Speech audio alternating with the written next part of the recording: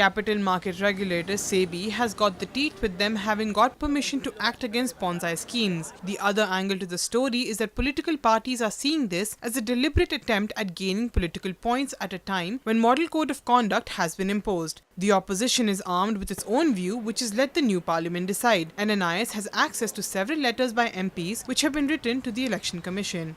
Sebi now has the power to act against bonsai schemes, illegal deposit schemes, and also have access to call records and security-related offences. This happened after the Finance Ministry got the nod of the EC and Cabinet on the repromulgation of the Sebi ordinance. Finally, the President of India gave a go.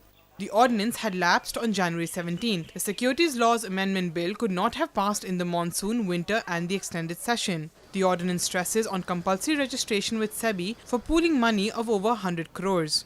The voices being raised by many are that bringing the ordinance would raise propriety issues. Under these circumstances, while the government sees nothing wrong in this move, nearly 20 MPs have shot off letters to the Election Commission against this. Model Code of Conduct has been implemented in the country, and after 3 months, the new parliament will be formed. And we have come to know that even in such a situation, the government has sought the permission to pass the Securities and Exchange Amendment Bill of 2013 through an ordinance. In Parliament's last 2 sessions, the government could not pass the ordinance, and the bill is pending on the Standing Committee on Finance of the Parliament. The committee has not given its recommendation on the matter. This shows that the decision will benefit few people. If this important decision is taken by the new parliament, then it will be right.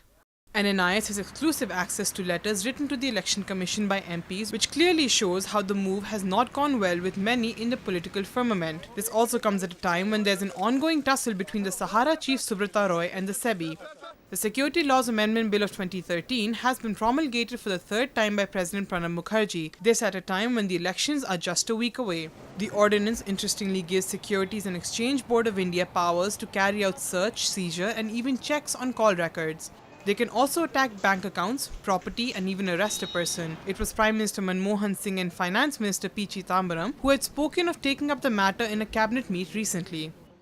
The government wasn't able to pass the ordinance in the last 2 years. It is clear that it is not accepted by the people of the country in its present structure. One more thing, Securities Law Amendment Bill of 2013 is pending in the Standing Committee on Finance of the Parliament. Committee has not yet given its recommendation on the issue. Please do not give the permission to bring such an ordinance and leave the decision for the soon-to-be-formed next Parliament.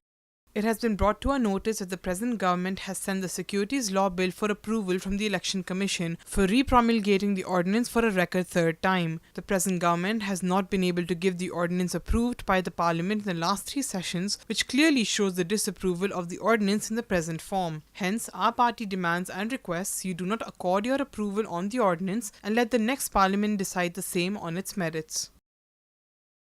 This report was brought to you by NNIS.